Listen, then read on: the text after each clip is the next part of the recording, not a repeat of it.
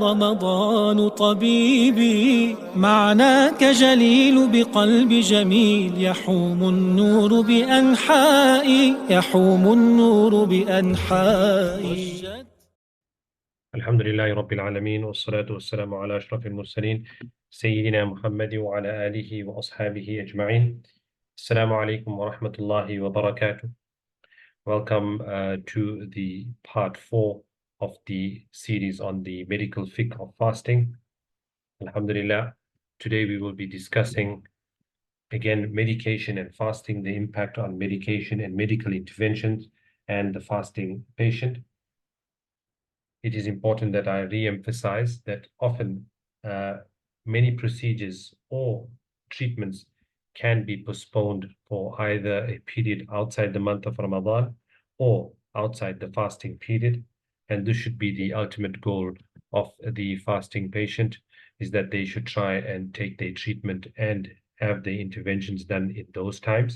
However, we are also aware that there are circumstances that require urgent intervention and require urgent medication while the person is fasting. And often the person wishes to continue fasting and it would not impact negatively on their health and well-being.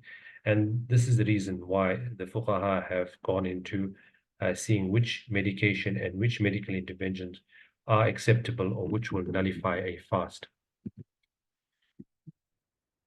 So when we look at injections, we are often aware that we have different types of injections, and injections are used for various different medication installations and for various reasons.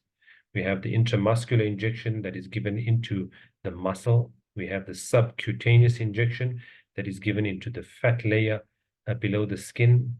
And then we have something called the intravenous, or as we know it as drips, that are directly injected into the blood vessels or the veins.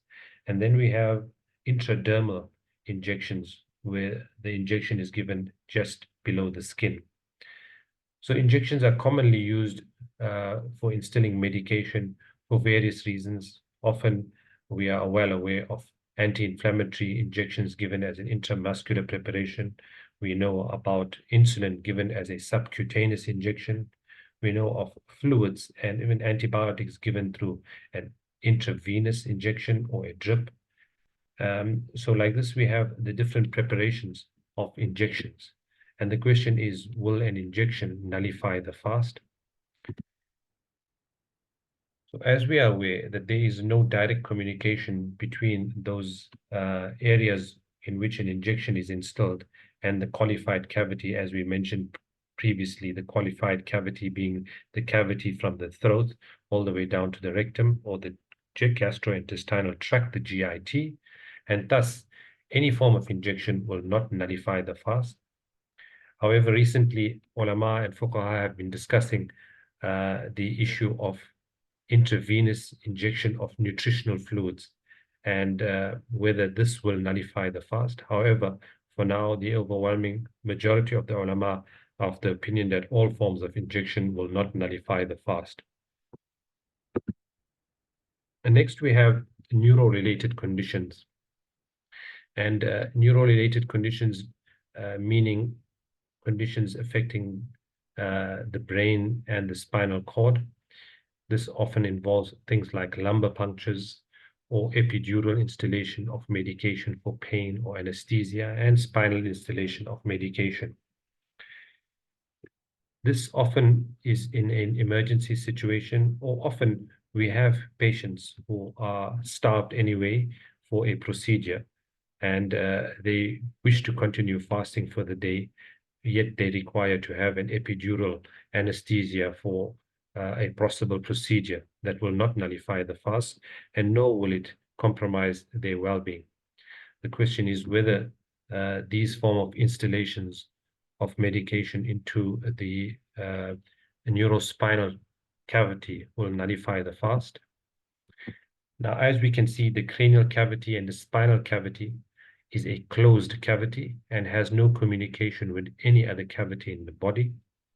Previously, it was thought that the neuro cavity or the cranial and spinal cavity communicated with the GI tract or the qualified cavity.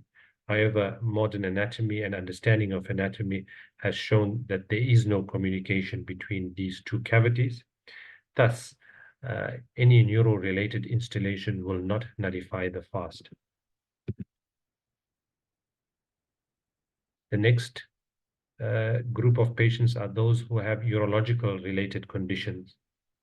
Often we have patients who have the need for a transurethral catheter.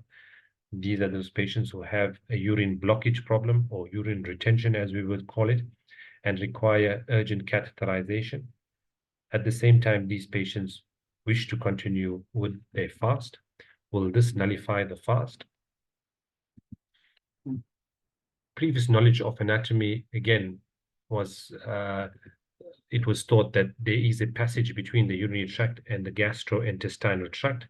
However, our current knowledge of anatomy shows that there is no communication between the urinary tract and the gastrointestinal tract. Thus, these type of urological interventions will not nullify the fast. In gynae-related conditions, often we have a woman who requires the insertion of pessaries, requires insertion of medication or douches. And sometimes we have particularly a pregnant woman who requires an urgent examination, but still requires to go or still wishes to continue with her fasting. Will these nullify the fast? Very similar to the urological related conditions, there is no communication between the gynae tract and the gastrointestinal tract. This was the understanding prior to the understanding of modern anatomy, that there was a communication between these two tracts. So because it's now been found that there is no communication between the gynae tract and the gastrointestinal tract, this will not nullify the fast.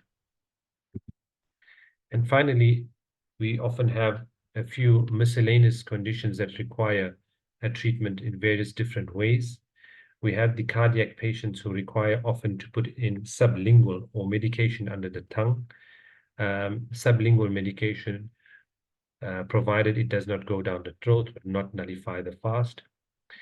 Some patients require urgent intervention for some sort of dental work, provided there is no passage of any fluids or any medication that would go down the throat, then these dental procedures would not nullify the fast.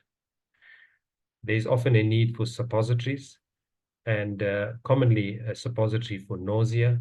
However, suppositories would enter into a passage that is directly connected with the qualified cavity, and thus suppositories would nullify the fast. For those who require suppositories, the alternative for injection-based medication would be an option. Patches are often used by patients for pain and other sort of medication. Patches will not nullify the fast. This is the end of the part 4 of the series of the medical fiqh of fasting. Inshallah, we will see you in part 5. Assalamu alaikum wa rahmatullahi wa barakatuh. حبيبي بالأمس وأنت الكون هدى نفح